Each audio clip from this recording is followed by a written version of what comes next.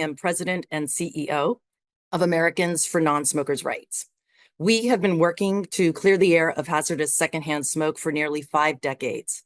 Since 2021, we've worked closely with Atlantic City casino workers to help them finally close the loophole in New Jersey's statewide smoke-free workplace law that still permits smoking indoors in casinos. We are disappointed in the ruling that dropped late last Friday, just before many of us were getting ready for the Labor Day holiday weekend. Disappointed but not surprised that the system yet again favored big corporations, or casinos in this case, forsaking the hardworking people who love their job, entertaining players and visitors to Atlantic City, but cannot understand why they're the only employees in New Jersey who do not have smoke-free workplace protections. Casino workers in Atlantic City had to go to work this weekend in dangerous smoke-filled environments once again, breathing in secondhand smoke for 8 hours a day over several days. They deserve the same right to clean, safe, smoke-free workplaces just like every other New Jersey worker. It's unconscionable that some in New Jersey believe that casino workers have no right to safety.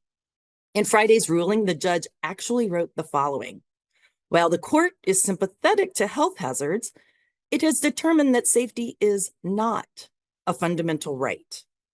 Really? The court also said that casino workers can just find another job if they don't like indoor smoke. These workers have built their careers for decades in many cases and have families to support. The gaming industry is dominant in South New Jersey and therefore a major source of employment. These are highly skilled workers and no one should have to choose between their health and a paycheck. With legislators returning to Trenton this month, we turn to them to right the wrong that was done to casino workers on Friday. We're here to say loud and clear, it's time to act.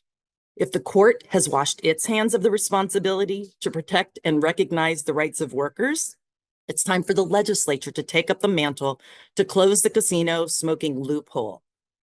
Nicole, Lamont, and Pete, and the thousands of CEASE members just like them deserve immediate action, as do their family members who worry about them. In fact, today, CEASE is launching a digital ad campaign called CEASE, Kids of CEASE, that will be airing in key districts in New Jersey. It's important for everyone to understand how critical it is to have smoke-free workplace protections and how worried family members and other patrons who go play in casinos are about exposure to hazardous secondhand smoke. I'm pleased to now turn the microphone over to Senator Vitale, the chairman of the Health Committee, where smoke-free casino legislation passed in January, thanks to his leadership. Senator Vitale? Oh, thank you, Cynthia. And it's a privilege to be on the call with you and all of your friends and advocates for not just the legislation, but for protecting the lives and the welfare of those employees in the casinos. This has been an effort over the years to try to right this wrong, and we're getting closer and closer. Clearly very disappointed in the judge's ruling. As you had stated earlier, I don't know why it is that casino workers can't have an expectation of safety, but they're allowed to pursue it. Which is to say that if you don't like working there, you can just find another job. And that's not really should be in the role of the court to interpret it that way. I think it's certainly wrong. And anyone who is fair-minded, I think, agrees. And so we'll pursue the legislation. It is out of the Health Committee. It did get voted out back in earlier this year in January. And so I'm going to ask that the bill be voted on by the full Senate. Certainly we have a little bit of work to do to get our members to support it. We do have support in the Senate. It was unfortunate that some of the members, particularly some of the Republicans, bailed out at the very last minute when the bill was heard, when they came to me and said, well, we're really concerned about the economics of this. And so maybe we should find a compromise. The compromises that have been put forward are, to be kind, absurd. They don't work. The science is flawed. At the end of the day, smoking will still exist in the casino, putting the lives and the well-being of not just workers, but patrons as well. And so, let me just say that, going back several years when we first passed the Smokefree Air Act, the Restaurant Association and all the restaurateurs around the state said that it would be the end of the world. That that's the typical response to something that's so different. That people would lose their jobs by the thousands. Wait staff would lose their jobs. Cooks, chefs, all the others that are associated with restaurants would be out of work. Well, none of that happened. A year later, they came to me and said, we couldn't have been more wrong. Business is great. People appreciate it. And wherever it is that smoking existed before and no longer does, has been a benefit for everyone. And can you imagine reintroducing smoking in a restaurant today or into a tavern or a bar today? It would be ridiculous. People would, by the millions, would object to that happening. But it's okay to happen in casinos. It's not. And so, I think everyone understands that. The economic argument is awful. It's flawed. There's certainly thousands of people who don't go to Atlantic City and not just gamble, but go through the casinos who can't go because of the smoke. They have asthma, they have other respiratory diseases and issues that they're concerned about for themselves and their children, and so they don't go at all. So it really shouldn't be about an economic argument. It's a flawed argument by the Casino Association. It's really meant to deceive lawmakers and policymakers and frighten them. And we can't stand for that. We know that it's wrong. We know that the health consequences are extraordinary. And so we're going to pursue this. I'm going to ask that the bill be voted on shortly, and hopefully we can get it past the Senate and then the Assembly and to the governor who said he would sign the bill. Sounds easy. It'll take some time. It takes some effort, but we know we're on the right side of this issue, and we'll eventually get this done. I believe that. Thank you very much, Senator. Now let's turn it over to Nicole Vitola. She is a co-founder and co-leader of Casino Employees Against Smoking Effects, or CEASE. Hi, my name is Nicole Vitola, and I started CEASE along with my coworkers Pete and Lamont 4 years ago. And, the smoking, in this industry has always been a problem. But now we have 18 years later, after a major global health pandemic, we expected different coming out of that, and we demand different coming out of that. It's 2024. We know that other casinos in other jurisdictions have gone no smoking in other states and are very successful. So we don't see the need to have to risk our lives anymore to feel like they're making a profit off of it. I've dealt through 2 pregnancies and it was grueling. We still have a lot of pregnant dealers that have to go through the same thing. We have a lot of elderly dealers who with respiratory problems, heart conditions. We're human beings. We're aging. We're an aging workforce. There's a young workforce that doesn't want to come into this industry. And we've had it. We have our own issues and we don't want to have to deal with the extra issues that working in secondhand smoke gives us. Going forward, I wasn't pleased with the judge's decision, but I know that we will get this done fighting the legislative way. People are going to do the right thing. They are definitely going to do the right thing. They're going to work it out. And I still believe that there's faith, and I'm not going to stop fighting because it's literally life or death situation for us. Thank you. Thank you, Nicole. And now let's go to Pete Nacarelli, a fellow co-founder and co-leader of CEASE. Hey, everyone. My name is Pete Nacarelli. I'm a co-founder of CEASE, and I've been a dealer casino employee for 28 years. As far as the ruling this past week, we are all very disappointed, obviously. But glass half full, it gives the lawmakers a chance to do the right thing. And we're hoping they will. We're confident they will. As a co-founder of CEASE and the public voice of the dealers, me, Lamont, and Nicole, we aren't looking for anything special. We're not looking for any kind of special rules, special laws. We just want the same protections as everyone else in the state. And that's all we're asking for. So basically, we asked the lawmakers, will you do the right thing? Or do you agree with the ruling, what the judge quoted, saying safety is not a fundamental right of the workers? Please do the right thing. As far as the legislature goes, Senator Vitale and Senator Turner have been working really hard on the Senate side. We passed out a committee and we're looking to get a full vote in the Senate. As far as the Assembly side, we are asking Bill Moen, who has the power to move this bill, to move the bill. Assemblyman Moen, now's the time to get it done. As far as myself, I have 2 kids. I'm married with 2 kids, a 17-year-old and 11-year-old. And I want to be there for them for their major events in life, when they get married, when they graduate, when they have kids. And working in an industry where we're seeing people not make it to a late age, I worry about that. I'm 46 years old. I probably shouldn't be worried about heart disease and cancer at this age, but I do every day. We do not want to be collateral damage for casinos' perceived profits. We're fighting for our lives, and we will not stop until we have the same protections as every other worker in the state. The CANJ, some of our opposition are waiting for us to go quietly into the night, and that will not happen. We go to work 8 hours a night and deal with smoke in our face every day for 8 hours. We will keep fighting until this injustice is corrected. Thank you. Yes, there is going to be a digital ad campaign called Kids of Cease, which will provide stories and testimonials from the family members, predominantly children, of the casino workers. And it will be only in New Jersey, at least for the time being, because currently the stories are featuring the family members of those who work in New Jersey.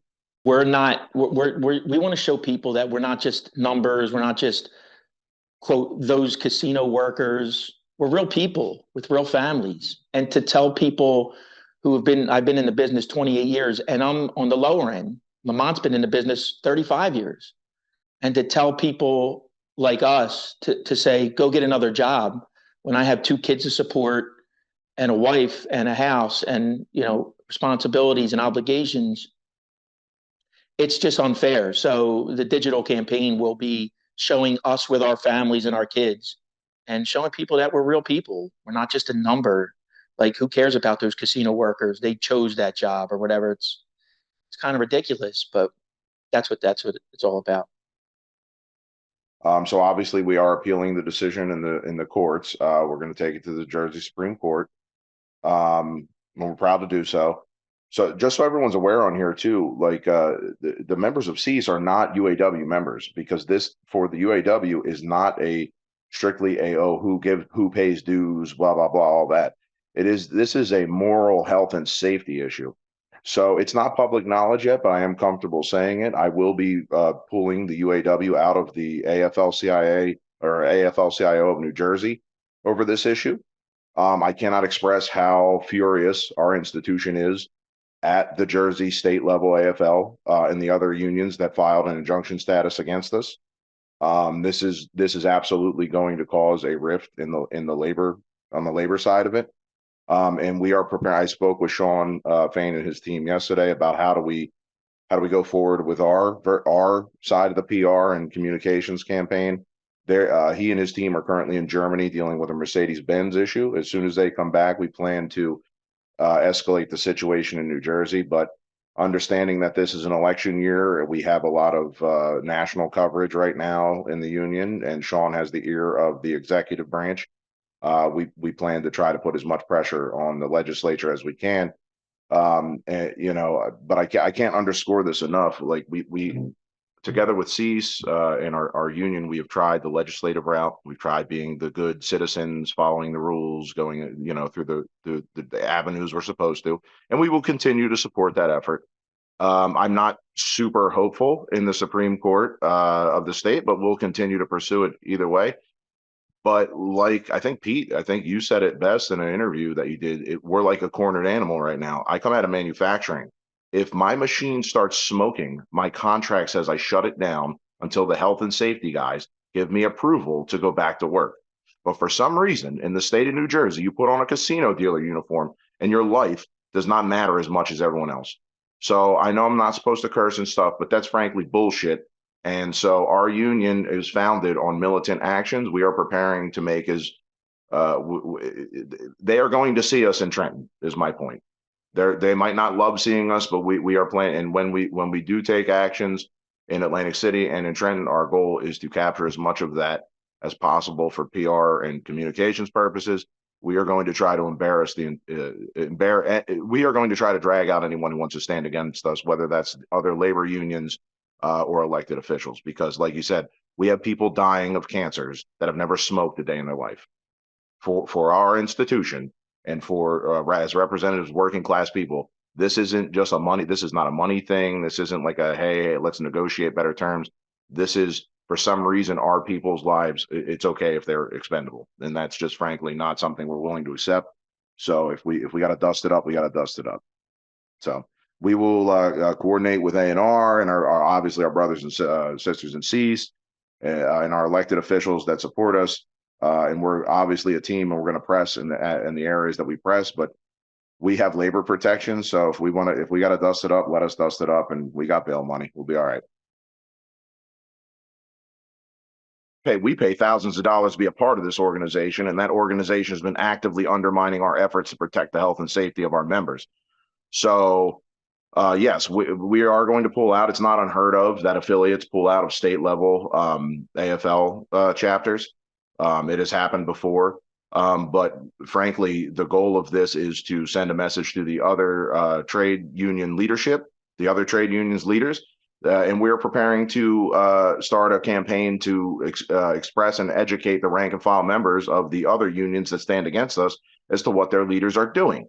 Because we believe that leaders of a trade union, health and safety is one of the founding principles of unionism. So if you stand against that, you stand against exactly what we're supposed to be. So we're going to start a campaign to try to educate, particularly Local 54 membership, that their president stands actively against health and safety measures of Unite Here 54.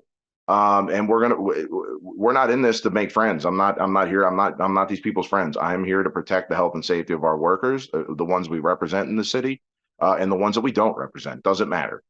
You should be able to go to work and go home in the same manner. That's a fundamental principle. And if so we are trying to make sure that story.